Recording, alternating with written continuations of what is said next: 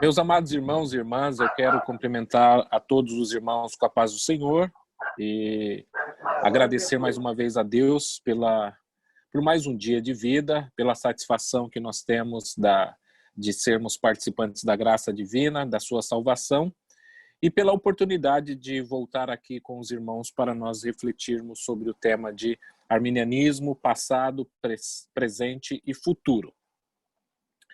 Essa palestra, esse ensino, ele visa apresentar principalmente as questões históricas e talvez algumas questões teológicas sobre o arminianismo no passado.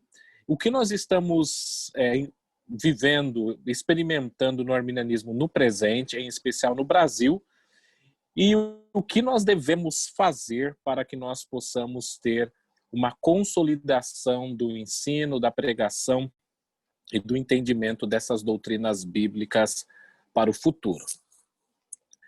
Eu quero começar então falando que o arminianismo ele não nasceu no século XVI com o nascimento de Jacó Armínio no ano de 1559 na cidade de Aldewater, nas Províncias Unidas, e que hoje essas Províncias Unidas são conhecidas como o país da Holanda. Essa é uma ideia que algumas pessoas podem ter quando nós falamos sobre o entendimento soteriológico, ou seja, das doutrinas da salvação. Muitas pessoas falam, esse debate ele vem acontecendo há 400 anos, e de certa maneira é verdadeiro isso, porque esse debate ele teve, vamos por assim dizer, o seu ápice nessa fase histórica, mas Jacó Armínio não é o inventor do arminianismo. Jacó Armínio é o nome dado a talvez o maior teólogo em que essas ideias, esses conceitos, essas interpretações bíblicas são atribuídas a esse homem que compilou essas ideias, que formulou algumas ideias e até mesmo reformulou alguns desses entendimentos. Mas é importantíssimo nós entendermos que o entendimento do arminianismo não nasceu com Jacó Armínio. Então, Jacó Armínio, ele não inventou nenhuma dessas ideias que nós defendemos como 5 pontos do arminianismo, ou seja, a ideia de depravação total, né? A ideia de que Deus morreu por todos, eleição, expiação ilimitada, a ideia de que a graça de Deus é irresistível, ou até mesmo a questão se o cristão ele pode ou não perder a sua salvação, se isso é remediável ou não. Todas essas questões já haviam sido debatidas por inúmeros outros teólogos em vários outros momentos da história da igreja. Portanto, Jacó Armínio é um nome que se dá à pessoa em quem os teólogos hoje usam e utilizam o seu nome, porque nós precisamos de alguém, por assim dizer, mas as ideias não se originam com ele. E isso é extremamente importante para que a gente saiba. Por quê? Eu quero fazer uma ponte com o futuro. Hoje, no Brasil de hoje, a maioria do cristianismo brasileiro ele é pentecostal. E como a maioria das pessoas, em questão de número, ela é pentecostal, a maioria dos pentecostais, quer eles saibam ou não, eles têm uma origem soteriológica arminiana.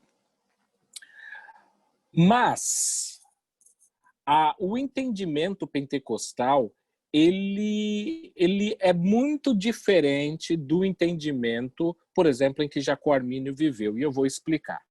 As primeiras diferenças acontecem pelo fato de que Jacó Armínio ele tem um perfil pastoral muito diferente do perfil dos pastores arminianos de hoje. Ou seja, Jacó Armínio ele foi apadrinhado por algumas pessoas, né? Ele foi apadrinhado pela igreja e pelo Estado das Províncias Unidas para que ele viesse a receber uma espécie de bolsa de estudos para ele estudar teologia e todas as questões relacionadas à igreja, e que mais tarde ele iria abençoar tanto a igreja e ao estado em que ele pertencia com o estudo que ele adquiriu. Então, havia uma relação aí de uma espécie de troca, ou seja, tanto a igreja quanto o estado investiria na educação, na formação acadêmica de Jacó Armínio, mas esperando que Jacó Armínio no futuro viesse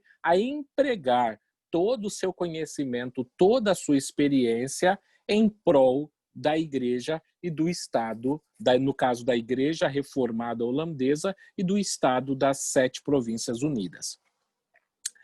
E Jacó Armínio, como pastor, ele estudou, por exemplo, ele viveu em uma época que é também muito diferente da época do Brasil, por várias questões, das quais eu vou salientar algumas aqui, por exemplo. Jacó Armínio, ele viveu embora ele tenha vivido aproximadamente 400 anos, mas ele viveu numa época que era tão cosmopolita quanto hoje, guardadas as suas devidas proporções, é claro. Porque Jacó Armínio, por exemplo, ele estudou na Holanda, ele estudou na Alemanha, Jacó Armínio estudou ainda na Suíça e Jacó Armínio estudou também na Itália. Veja o número de países ou estados. Eu estou usando uma espécie de anacronismo para alguns nomes dos países para que a gente possa entender. Mas só para vocês entenderem que ele teve uma formação acadêmica extremamente elevada. Ele teve acesso às principais mentes e às melhores universidades disponíveis na época. Teve contato com os melhores professores da área de teologia da sua época. E como se não bastasse, Jacó Armínio ele veio a se tornar um pastor. A vida de Jacó Armínio ela é apresentada com 21 anos atuando na igreja, e desses 21 anos em que ele atua na igreja e seminário, 15 anos ele atua como pastor e 6 anos ele atua como professor de seminário, professor de teologia. Então veja que ele teve uma formação extremamente elevada, sendo doutor em teologia. Ele era, por exemplo, conhecedor das línguas originais da Bíblia e ele, por exemplo, falava latim. Quando eu falo falava, é no sentido de que ele se comunicava em latim com os seus pares na área da academia. E o falar latim na época de Jacó Armínio seria o equivalente ao ter o conhecimento da língua inglesa hoje. O latim, na época, era a língua franca, ou seja, era a língua majoritária, a língua utilizada pelos eruditos, pelos acadêmicos, pelos professores, para que eles pudessem dialogar. Assim como hoje nós temos professores de diversas línguas e nações, para que esses professores eles possam trocar ideias entre si, eles precisam ter uma língua de comunicação. E essa língua de comunicação hoje, no momento em que nós vivemos, é o inglês. Na época de Jacó Armínio, essa língua de comunicação entre os acadêmicos era o latim, do qual Armínio também conhecia. Agora veja, como pastor, Jacó Armínio não precisava, estritamente falando, ter conhecimento de latim, uma vez que ele falava a língua do povo, a língua nativa, o holandês, e ele dialogava com os seus compatriotas na língua nativa. Seria o mesmo que dizer que um pastor brasileiro ele precisa ter conhecimento da língua portuguesa para que ele possa alcançar os membros dos quais ele serve, né, que ele serve com os seus dons. Mas como um acadêmico, o conhecimento do latim proporcionava com que Jacó Armínio tivesse acesso às ideias, aos conceitos que estavam sendo desenvolvidos não apenas no seu país, mas no mundo todo. É isso que vai fazer, por exemplo, com que ele tenha acesso à ideia de vários outros pensadores. Ele vai interagir, por exemplo, com William Perkins, que é um acadêmico inglês, mas ele vai tomar conhecimento desse material exatamente através do latim e muitos outros acadêmicos com que ele vai interagir. Então, veja, como pastor, esse conhecimento de línguas, do caso de uma língua internacional, de uma língua estrangeira, não era importante para Armínio, mas para a sua formação como professor, como um acadêmico, isso era mais importante. Então, Jacó Armínio, ele foi um pastor teólogo. E aqui eu não estou utilizando o termo teólogo no sentido de teólogo leigo, eu estou usando ele no sentido de um teólogo, de um acadêmico, de uma pessoa que trabalha a teologia profissionalmente, a ponto de poder lecionar, formar todos os pastores que passaram, por exemplo, todos os alunos que passaram no período em que ele foi professor e reitor da Universidade de Leiden, em se tratando do Departamento de Teologia. Então, Jacó Armínio tem essa formação de professor teólogo. Então, o arminianismo nasce com o seu principal defensor, o seu principal nome como um pastor teólogo. Armínio, ele também escreve. É claro que se nós compararmos a produção textual, a produção de escritos de Jacó Armínio com alguns reformadores, como Lutero e Calvino, Armínio escreveu menos do que eles. E aqui eu não estou falando em termos de qualidade, eu estou falando em termos de quantidade. Da mesma maneira que a teologia sistemática, e nós aprendemos que quando nós falamos sobre o livro dos profetas menores, nós usamos profetas menores e profetas maiores. A terminologia, né, a designação profeta menor não quer dizer que aquele profeta é menor do que o outro, ou que a sua profecia é menor ou menos importante que do outro. Talvez seja importante usar essa analogia para dizer que Armínio escreve menos do que alguns reformadores, tal como Lutero e Calvino. Até porque ele vem de uma segunda geração, ou seja, ele não é um reformador, ele está numa geração posterior a esses reformadores. E isso aliado também ao fato de que Armínio não parece ter aspirações para escrita, ou seja, ele escrevia, mas ele não tinha aquele desejo, aquela vontade, aquele ímpeto saudável de conseguir escrever mais. Nesse sentido, nós vemos que Armínio ele era muito mais pastor do que ele foi professor, embora ele tenha sido um excelente professor e reitor. Mas até mesmo o tempo em que ele gastou no pastorado também é mais do que o dobro do tempo que ele passou também na academia. Mas isso é importante para que a gente entenda como que o arminianismo surgiu. Todos os signatários, né, todos aqueles pastores que assinaram a remonstrância, aquele documento que foi assinado pelos seguidores de Jacó Armínio após o falecimento de Jacó Armínio, eles também eram, em sua maioria, pastores que tinham uma formação acadêmica, que tiveram a oportunidade de ir a uma universidade ou a um seminário e puderam estudar teologia de uma maneira formal.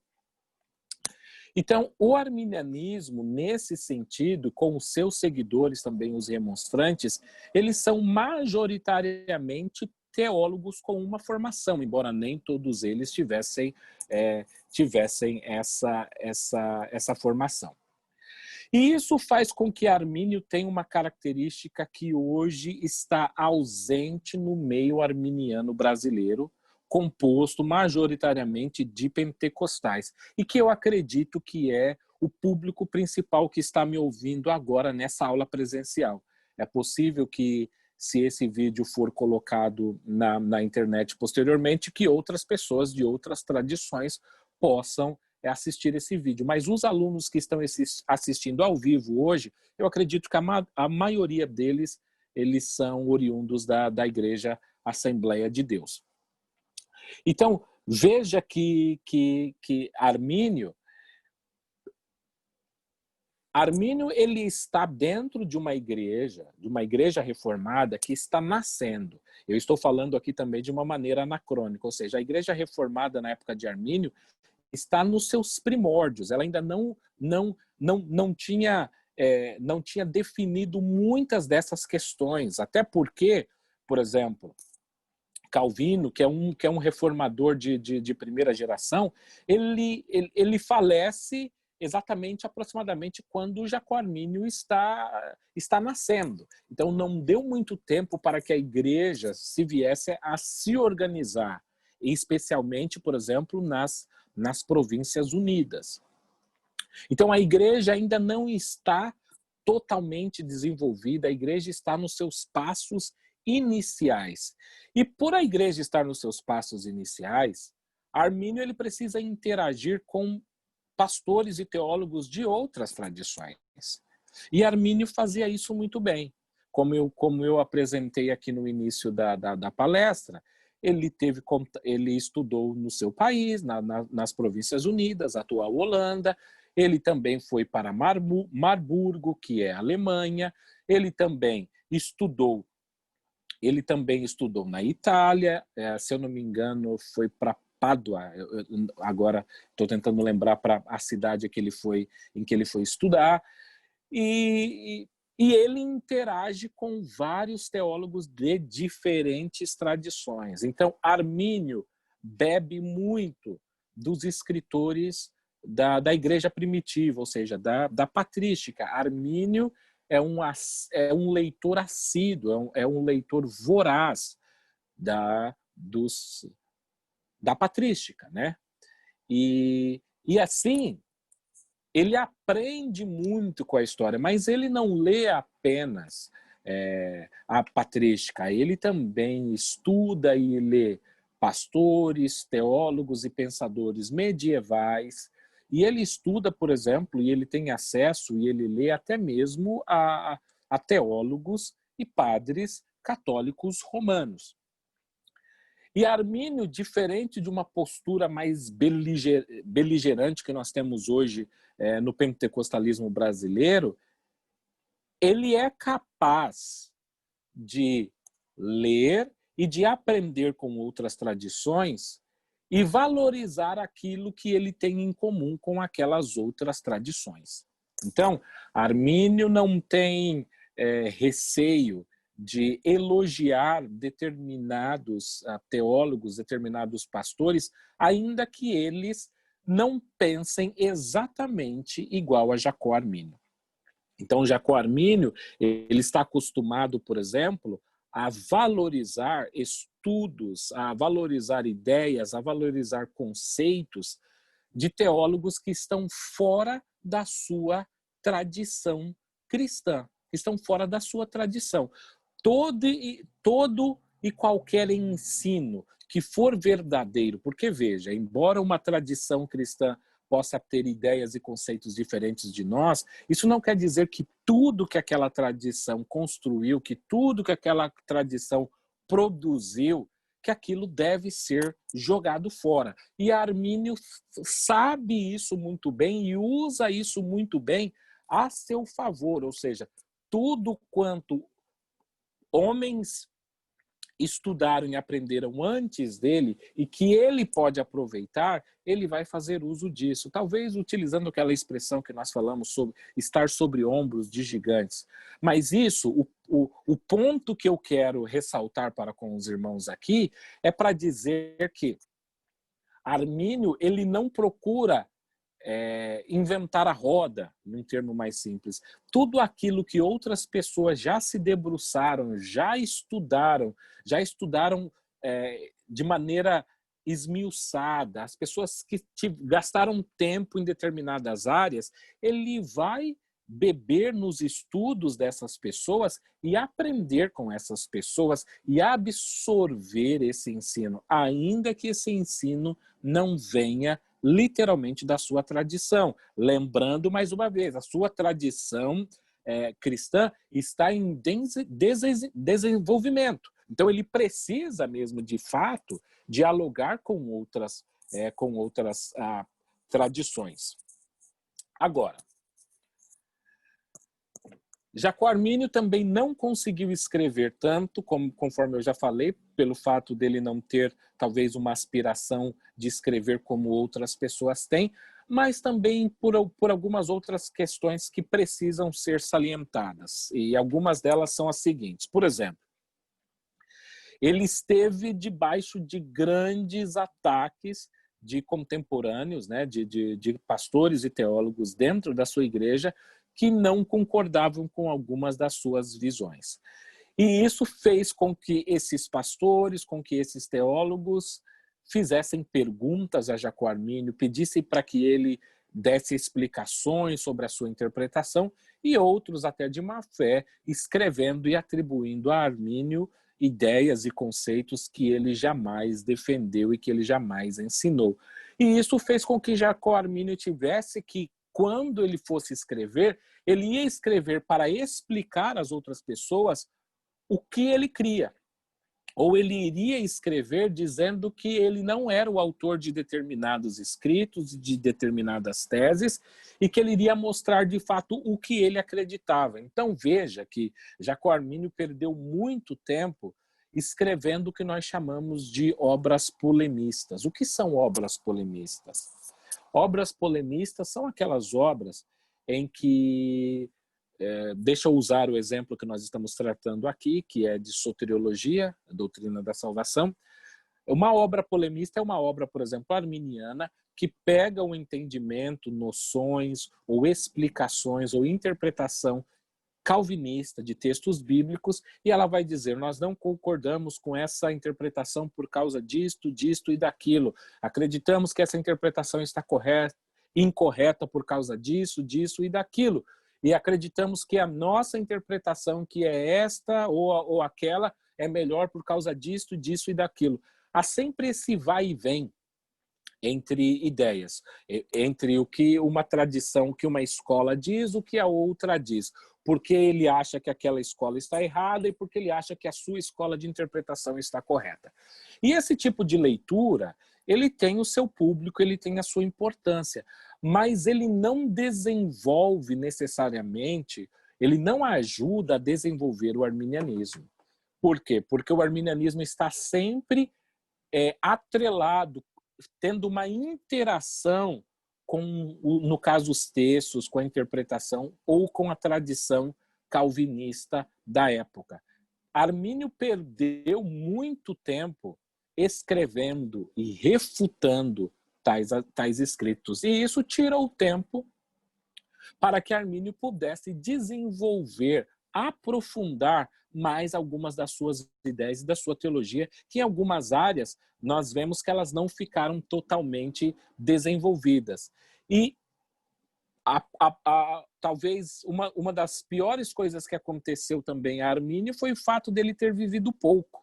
Talvez não comparado à sua época, mas Jacó Armínio provavelmente nasceu no ano de 1559 e veio a falecer no ano de 1609. Então é muito provável que ele tenha morrido com aproximadamente 50 anos.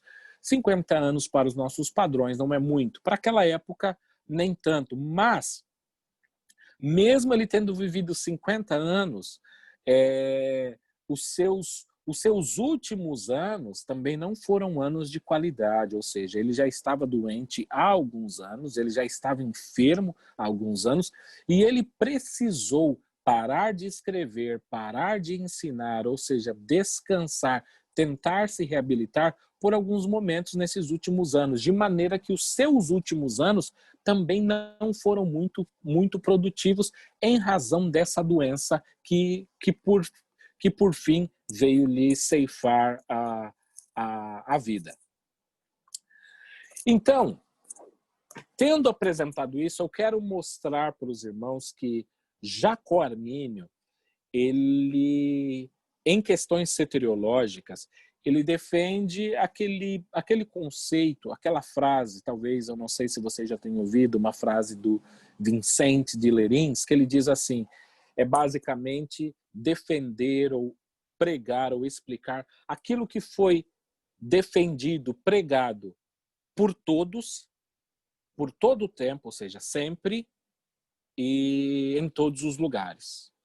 Então ele coloca essas três questões, ou seja, aquilo que é ensinado por todos, no sentido da maioria da igreja, aquilo que é ensinado em todo o tempo, ou seja, não algo que foi ensinado em apenas um período da história e que ficou atrelado àquele período da história, mas ensinamentos que foram ensinados por maioria, pela grande maior parte do tempo em que a igreja cristã existe. E por todos, ou seja, também não só por um grupo seleto de pessoas, mas pela maioria dos teólogos. E nesse sentido, Jacó Armínio está resgatando exatamente isso. A doutrina que ele prega é o que ele acredita e que nós também acreditamos e que historicamente é comprovada, que foi o entendimento majoritário da igreja cristã. Ou seja, não, o arminianismo não é algo que começou a ser ensinado por Jacó Armínio, né? Era ensinado por Jacó Armínio, embora não tivesse esse nome, mas as ideias, né, de que Deus morreu por todos e cada um dos homens, ou a ideia, a noção até mesmo de que uma pessoa pode perder a sua salvação, ou a ideia de que a graça pode ser resistida, todas essas ideias, todos esses conceitos foram ensinados pelo período majoritário da igreja cristã. E Jacó Armínio faz isso.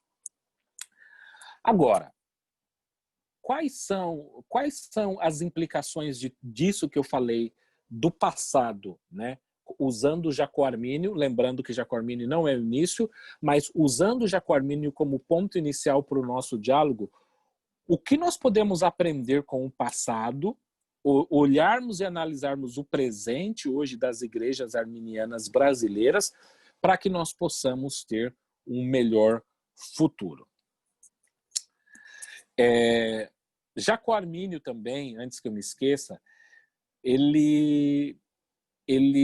conforme ele foi desafiado por pastores e por teólogos dentro da sua tradição ainda, ele não gozou de um pleno apoio eclesiástico para que ele pudesse produzir. Então, isso também explica o fato de que Armínio não produziu tanto quanto poderia.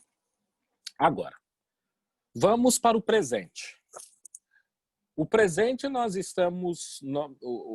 O arminianismo do período contemporâneo no Brasil, ele é composto majoritariamente por pentecostais. E esses pentecostais não conhecem formalmente o arminianismo em sua maioria. Muita coisa melhorou, muita coisa avançou, mas muita coisa ainda precisa ser feita e realizada.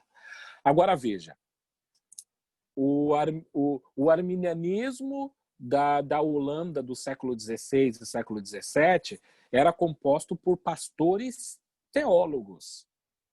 O arminianismo brasileiro, ele é composto por líderes leigos. Então, nós podemos aí avaliar, eu não sei nem se existe uma pesquisa que mostra qual é a formação dos pastores brasileiros como um todo. E com isso, meus amados irmãos, não me entendam mal, porque eu não acredito que um pastor precisa necessariamente ter uma formação em um seminário ou em uma faculdade para que ele possa ser usado por Deus. Mas, por outro lado, nós sabemos também que o conhecimento que nós adquirimos no seminário e na faculdade, seja onde a pessoa estudar, é extremamente válido. Então, o pentecostalismo hoje brasileiro e, naturalmente, o arminianismo brasileiro, ele é anti-intelectual. Infelizmente, nós precisamos lidar com esse problema. O arminianismo brasileiro precisa começar a enfrentar essa ideia anti-intelectual. A ideia de que se estudar, ou quanto mais uma pessoa estuda, mais fria ela fica, ela perde a inspiração do Espírito Santo, ela não é utilizada, ela não é usada por Deus. Então, nós criamos uma dicotomia que não existe, ou seja, nós criamos aí dois polos que não existem. Nós colocamos como se o intelecto, o estudo, ele é algo contrário ao crescimento com Deus. Quando a Bíblia fala crescer na graça e no conhecimento, nós criamos uma barreira de que o conhecimento não é algo proveitoso. E com isso, nós deixamos de avançar muito. Então, primeiro, o arminianismo ele precisa voltar a valorizar e tentar reproduzir pastores teólogos, ou seja, pastores que atuem na igreja, atuem com coração, atuem com paixão, que se doam para a igreja, mas que também estejam preparados para lidar intelectualmente com as questões que eles precisam tratar. Então, nós temos muitos pastores, mas esses pastores eles não são necessariamente acadêmicos, ou seja, Armínio atuou como pastor e Armínio atuou como acadêmico. Nós temos muitos pastores, mas nós temos poucos acadêmicos. E isso reflete no fato, então, da nossa pouca produção escrita. Então, veja, existe um pouco, se assim eu posso dizer, do legado de Armínio para o arminianismo, que é, Armínio ele era muito mais pastor do que acadêmico. E já no arminianismo brasileiro, a maioria esmagadora é pastora sem ser acadêmico. Então, Armínio foi mais pastor do que acadêmico, mas ele foi um acadêmico e ele deixou escritos. Nós não temos esse tipo de pastores. E se nós não tivermos esse tipo de pastores, a igreja não consegue desenvolver essas suas ideias. Ou seja, o fato de que o pentecostalismo que nasceu arminiano, com ideias arminianas, né, com esse entendimento arminiano, ele demorou 100 anos para reconhecer e validar isso, mostra exatamente isso. Nós tínhamos pastores, mas nós não tínhamos acadêmicos. Esses acadêmicos nunca... A ausência desses acadêmicos fez com que a igreja retardasse 100 anos para que ele pudesse entender o arminianismo. Então, veja a importância de nós termos pastores teólogos. Precisamos maior dessa interação. Agora, como que nós vamos conseguir ter mais pastores teólogos? A igreja precisa investir em alguns dos seus membros. Mais uma vez, eu quero aqui emprestar o exemplo, né, fazer uma analogia com a vida de Jacó Armínio. Jacó Armínio, pelo fato dele ter perdido o pai antes de nascer, ou quando ele fosse muito bebê, mais provável antes de nascer, e o fato de ter perdido a sua mãe e os seus irmãos por volta de 14, 15 anos, né? Ele ficou órfão de pai, de mãe. Ele teve esses padrinhos que lhe abençoaram, a igreja lhe abençoou. E isso fez com que ele tivesse um excelente estudo. A igreja precisa investir em determinadas pessoas da sua igreja. E da mesma maneira que a igreja holandesa e o Estado holandês depois esperava que Jacó Armínio viesse abençoar a igreja com aquilo que ele aprendeu, com os seus dons que foram aprimorados através do estudo, a igreja pentecostal arminiana brasileira precisa sim desenvolver algum tipo de plano para a formação de teólogos, de pastores teólogos, para que eles possam abençoar a igreja. Muito se fala, e principalmente quando as pessoas falam comigo e sabem que eu atuei e continuo atuando muito na área de tradução de material arminiano para a língua portuguesa, mas poucas pessoas percebem que no início também, assim como Jacó Armínio, os próprios livros que foram publicados no Brasil, eles foram livros polemistas. Roger Olson foi talvez foi a principal obra que inicia esse marco de uma produção editorial arminiana no Brasil, mesmo que através de traduções, mas nós tivemos obras como a obra Que Amor é Este, do Dave Hunt, ou o outro lado do calvinismo, ou o lado B do calvinismo. E essas obras, elas são muito boas e importantes, mas elas são obras polemistas. E nem todas as pessoas gostam de ler obras polemistas. E eu vou além para dizer que, se o arminianismo brasileiro quiser avançar, ele precisa se desvencilhar de obras polemistas. Ou seja, o arminianismo precisa ser apresentado e ensinado sem necessariamente depender de uma outra tradição teológica para isso. Então, veja, quando a igreja, quando um membro de uma igreja pentecostal, ele estuda sobre o entendimento pentecostal assembleiano do batismo com o Espírito Santo, o ensino não fala, olha, mas as outras igrejas não acreditam nisso, olha, existe... Não, aquilo é ensinado que, para aquelas tradições, o batismo com o Espírito Santo ele acontece dessa maneira. Veja, não há uma dependência com uma outra tradição. Uma vez que o pentecostal brasileiro, o assembleiano brasileiro, ele aprende e estuda isso sem dependência de outros estudos. Claro, essa não é a única maneira de se ensinar, mas é uma maneira muito boa e eficaz. Agora, o arminianismo precisa alcançar esse patamar, ou seja, de uma área de um estudo que não dependa do outro em todos os momentos. Isso talvez também seja alimentado por esse grande programa que eu participei também no Brasil, que é o Vejam Só. E o Vejam Só tem essa ideia do debate. E o Vejam Só talvez seja o principal programa evangélico, né, cristão protestante, que tenha maior audiência no país como um todo. E isso cria essa ideia.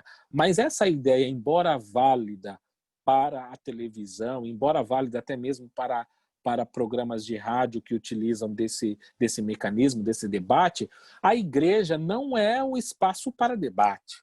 Por quê? Porque a igreja é um espaço confessional.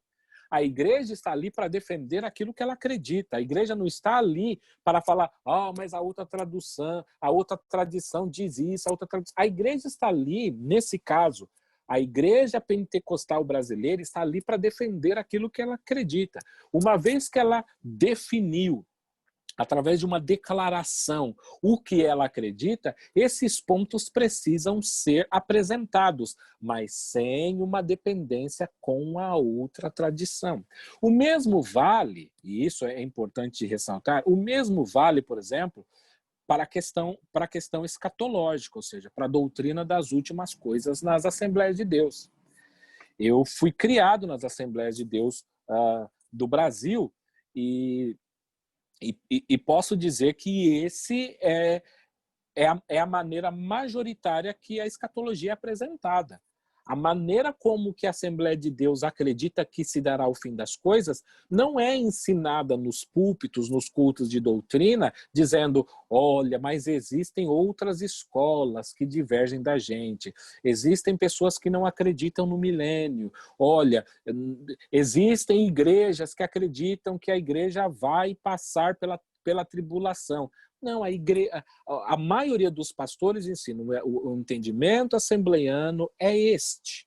Veja, não há uma dependência do entendimento de outras tradições. Mais uma vez, eu reitero, se você quiser fazer isso, você pode fazer isso. Mas eu não acredito que essa seja a melhor abordagem. Da mesma maneira, então, a doutrina das últimas coisas na Assembleia de Deus não é ensinada tendo um diálogo com outras tradições, embora nós possamos aprender. Mas uma vez que a igreja defende aqueles pontos, ela ensina. Uma vez que a igreja, que o pentecostalismo brasileiro, ele abraçou através da sua declaração de fé, tornando oficial aquilo que já era pregado na prática, na igreja, então a igreja, agora através dos seus pastores, através dos seus ensinadores, através dos seus departamentos de escola bíblica dominical, das suas escolas, dos seus seminários e palestras, precisam ensinar dessa mesma maneira que se ensina sobre o Espírito Santo e sobre escatologia. A igreja Assembleia de Deus também, quando ensina sobre a hierarquia, por exemplo, eclesiástica, né? Nós temos aí diáconos, nós temos presbíteros, nós temos evangelistas e nós temos pastores. Ela não vai necessariamente dizer, olha, mas existem igrejas que não acreditam que é assim. Não, ela explica a maneira como que ela entende. Isso é ser confessional. Isso é ser confessional. E eu acredito que talvez não, nós estamos cometendo o erro hoje de tentar trazer um debate que é acadêmico, de um debate que ele é universitário para os bancos da igreja. E nesse sentido, o estudo não avança. E ele não avança exatamente por isso. Primeiro, nós não temos tantos pastores teólogos para poderem fazer isso. Nós temos pastores que não são teólogos profissionais. Agora, por que esperar que eles tenham um conhecimento mais universitário de todos esses pontos para que ele pudesse apresentar à igreja? Então, veja, a limitação dos pastores da nossa igreja impede também para que nós tenhamos essa abordagem. Eu não estou dizendo com isso que os pastores não devam fazer isso, mas esse não é o caminho.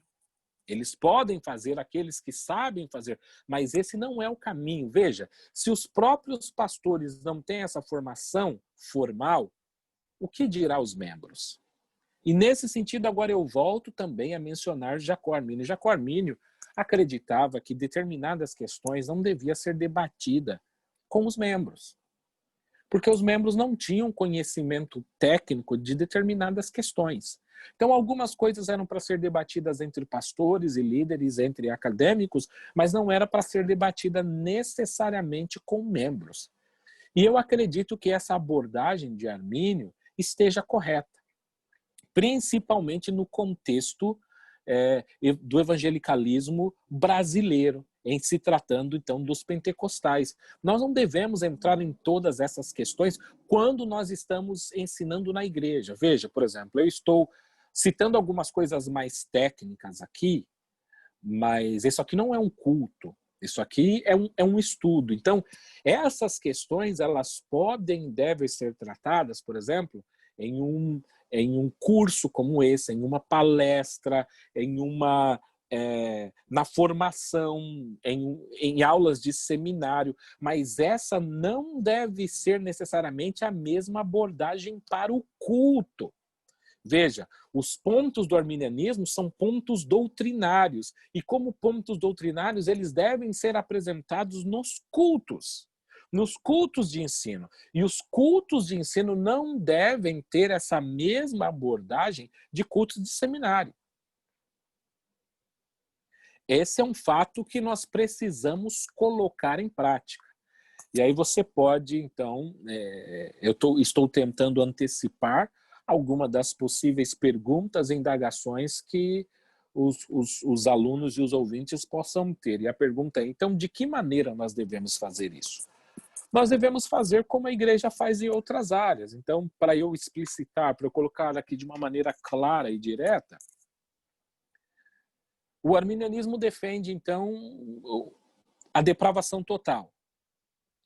Então, o que é a depravação total? O pastor, o líder, precisa ir tratar de textos que lidam com a depravação total.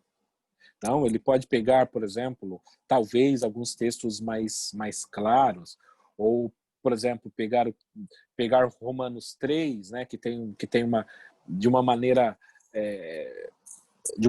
abrangente, trata ali da questão, por exemplo, da depravação total, e ele pregar e ele ensinar sobre a depravação total ali.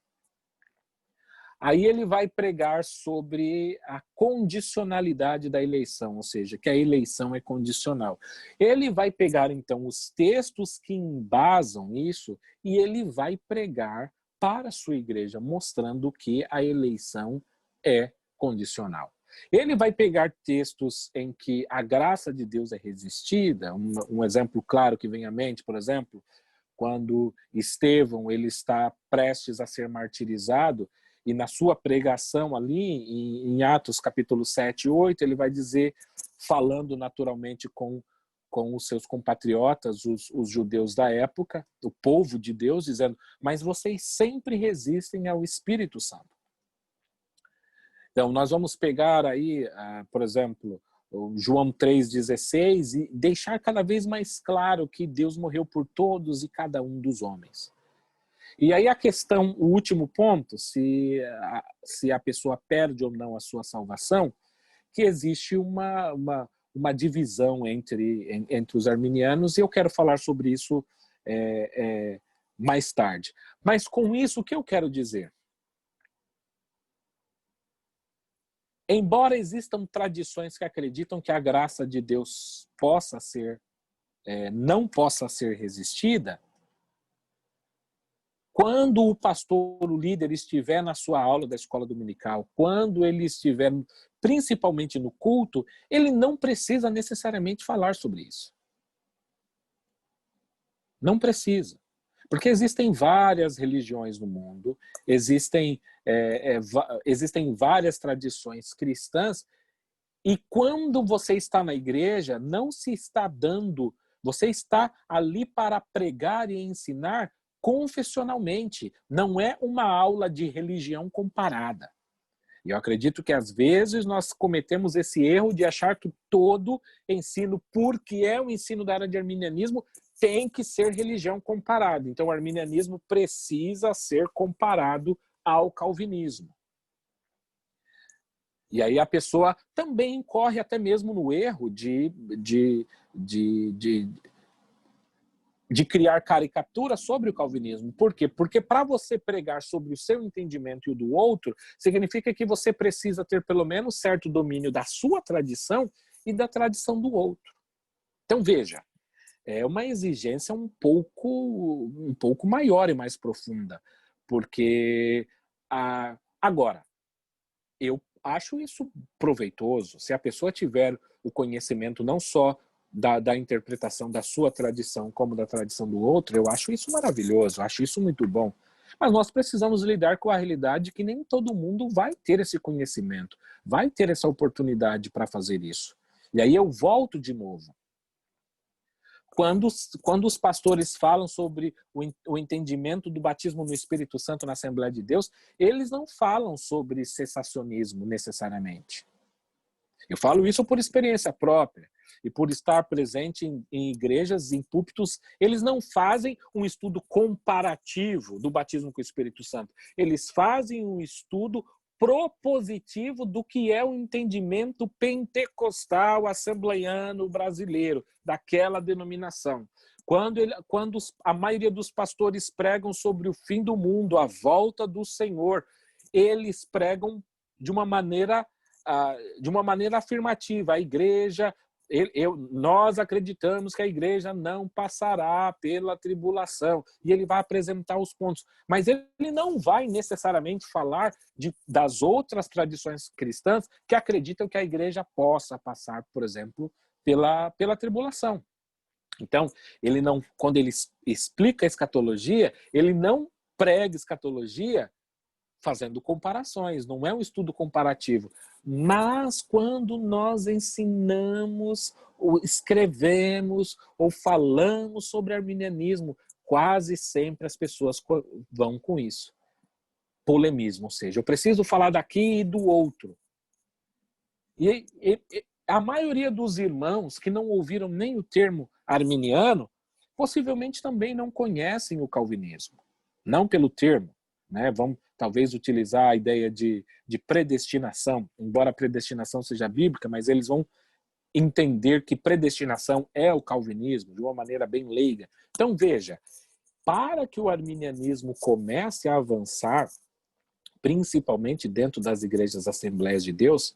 Agora, é lógico que existem outras tradições, como, por exemplo, tradições batistas, que são arminianas, igrejas metodistas, wesleyanas e outras mais, igreja quadrangular, igreja do Nazareno, que são arminianas, que também vão pregar de uma maneira sem ter a dependência de uma outra tradição, no caso, o calvinismo. Precisamos romper com isso. Então, veja, o mesmo problema que impediu com que o arminianismo avançasse nas Províncias Unidas no século XVI e XVII, que era o fato de Armínio ter que responder a acusações da ala calvinista, é algo que parece estar repetindo hoje na nossa história.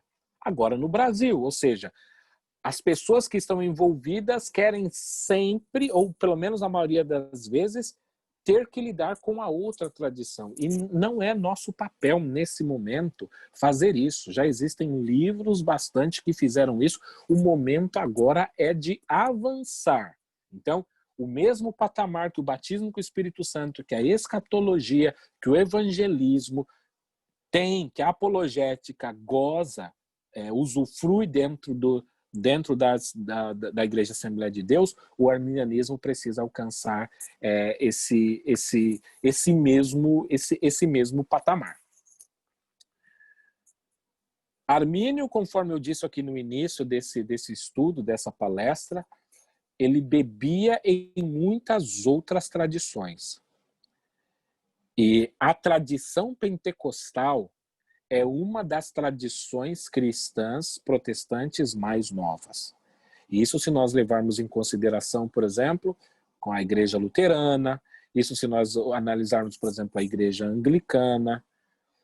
Veja, essas igrejas, algumas dessas igrejas, algumas denominadas, chamadas de tradicionais, possuem mais de 400 anos. O pentecostalismo brasileiro e mundial, de uma certa maneira, acabou de passar dos 100 anos agora. E isso também atrapalha, porque diferente de Jacó Armínio, que tinha um entendimento mais macro da igreja cristã, os pentecostais, eles entendem a história da igreja, muitos deles voltando somente até a Rua Azusa. Veja, o arminianismo traz uma ideia de uma tradição milenar, de uma tradição que não remonta apenas aos pentecostais, mas que esteve presente entre pentecostais, entre batistas, entre reformados, na patrística e, naturalmente, na igreja primitiva. Então, veja que existe um termo, alguns livros, alguns estudiosos da área do Espírito Santo, né, ou seja, na questão de pneumatologia, que eles cunharam um termo foi cunhado de que a doutrina do Espírito Santo é a Cinderela. É a Cinderela na área da teologia. E o que ele quer dizer com isso? Eles fazem essa brincadeira com a Cinderela, que as irmãs da Cinderela foram convidadas para o baile, mas a Cinderela precisou ficar em casa porque ela não podia. Qual é a ideia do estudo do Espírito Santo ser a Cinderela? As outras áreas de estudo da teologia foram desenvolvidas, ou seja, foram para o baile, estavam sendo desenvolvidas, enquanto o Espírito Santo ficou em casa.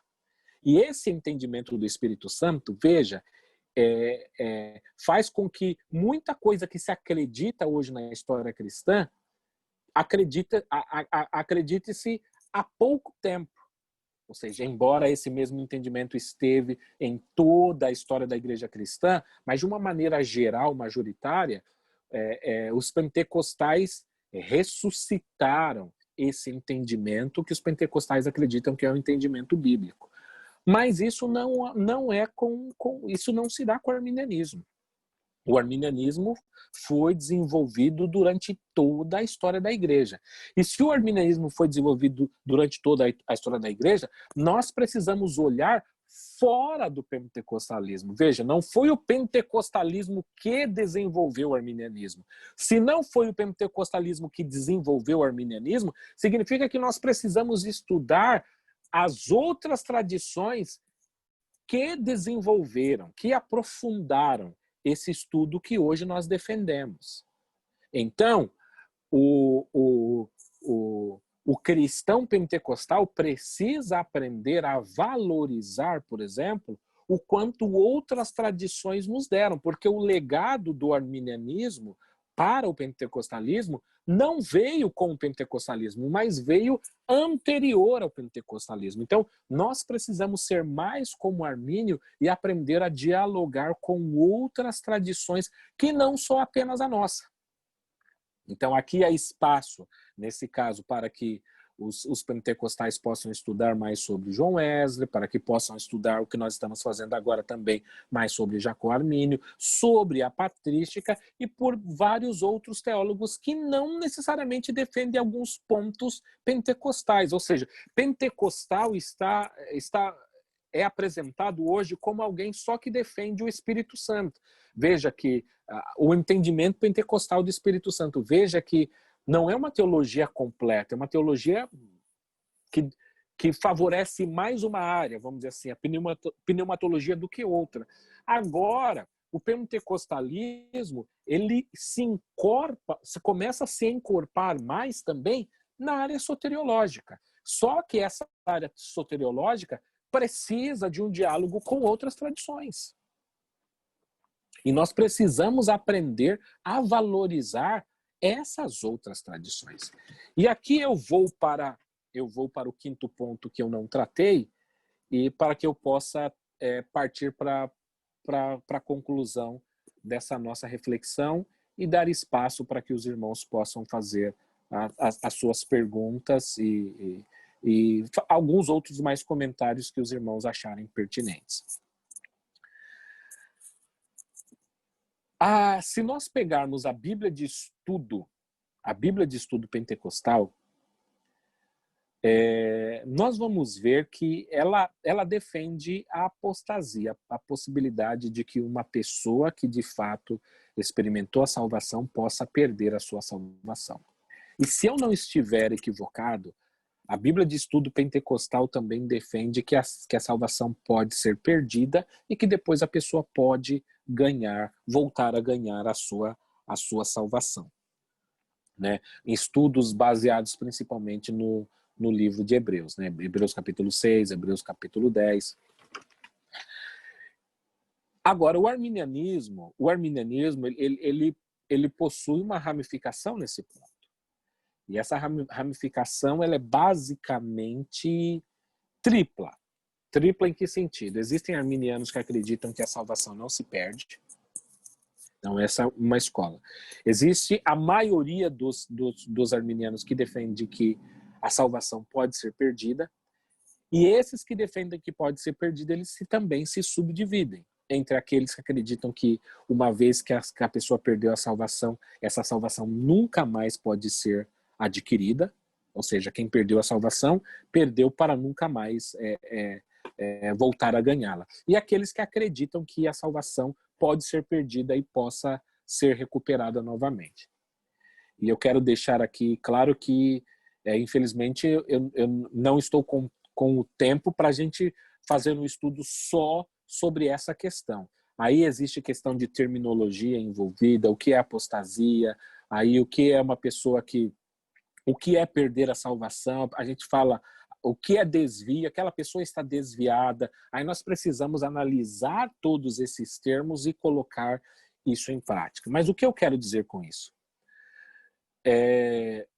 O arminianismo pode perder muito, como ele já está perdendo, o seu elemento como arminianismo interdenominacional.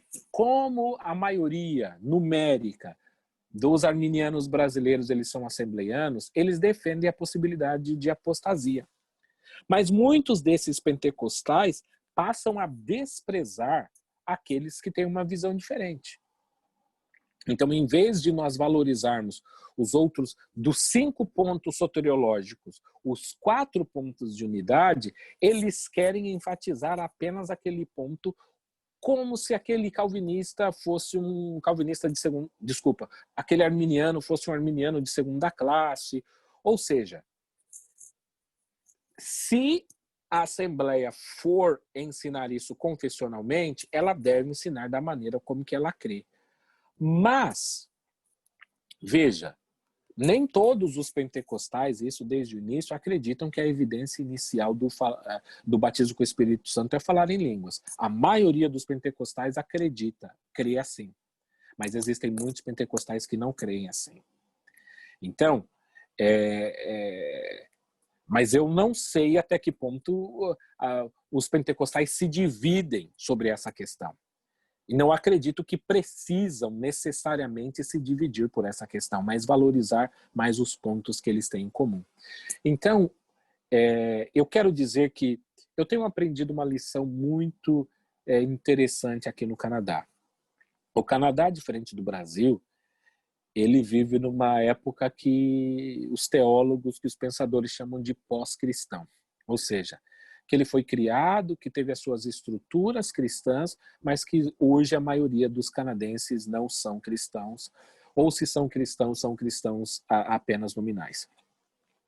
E isso faz com que as igrejas elas precisem trabalhar e ajudar umas às outras, porque não existem tantos cristãos assim, e as igrejas aprenderam pela situação a andar de mão dadas com outras igrejas sem ter que enfatizar algumas dessas questões que nós estamos discutindo aqui agora. Então veja, e para aqueles, embora eu não queira entrar nessa questão, mas por exemplo, o autor Austin Fisher, que é pastor da, como não, a igreja dele se chama, acho que é Community Vista Church, é uma igreja nos Estados Unidos. Ele é um dos pastores e ele atua com outro pastor que é calvinista. Tá aí um caso a ser estudado, ou seja, 2 pastores, em que um é arminiano e outro é calvinista, eles compartilham o púlpito de uma igreja. Se isso é saudável ou não, é uma outra questão, mas eu só cito isso para exemplificar o seguinte: o arminianismo precisa aprender a andar com pessoas que têm um entendimento um pouco diferente do seu. Como no caso, por exemplo, da questão da segurança em Cristo, do último ponto. Se podemos perder ou não a salvação. E que esses pontos, eles não precisam ser pontos de divisão. Você pode discordar do seu irmão, mas colocando aquele seu irmão ainda dentro do seu grupo. Não da sua denominação necessariamente, mas dentro do grupo dos arminianos. Então eu acredito que essas questões, essas questões do passado, avaliadas hoje no presente, mostram que tipo de futuro que nós vamos ter. E para concluir, eu quero terminar dizendo uma outra coisa. Certa vez, não faz muito tempo, eu comecei a palestrar sobre o Sínodo de Dort. E quando eu comecei a fazer algumas afirmações, muitas pessoas falaram: eu nunca ouvi isso. Eu nunca ouvi isso antes. E embora livros já tivessem sido escritos sobre essas questões. Livros foram escritos sobre o Sínodo de Dort, e existem artigos, principalmente, por exemplo, no blog Deus Amou o Mundo, do nosso irmão Samuel Coutinho. Mas essa é outra questão e outra lição que nós precisamos aprender. O arminianismo brasileiro aprende a partir dos púlpitos. Sim, a leitura existe, mas veja, uma obra de arminianismo tem uma tiragem de 1.000 exemplares, 3.000 exemplares. O que são 3.000 exemplares para todo o público assembleiano brasileiro? O que 3.000 exemplares representam para por exemplo, para para uma Assembleia de Deus que tem mais de 10 milhões de membros, se nós contarmos todas 10, 12 milhões ou até mesmo mais, se nós contarmos aí todas as convenções das Assembleias de Deus. O que são 3 mil exemplares para mais de 10 milhões de membros?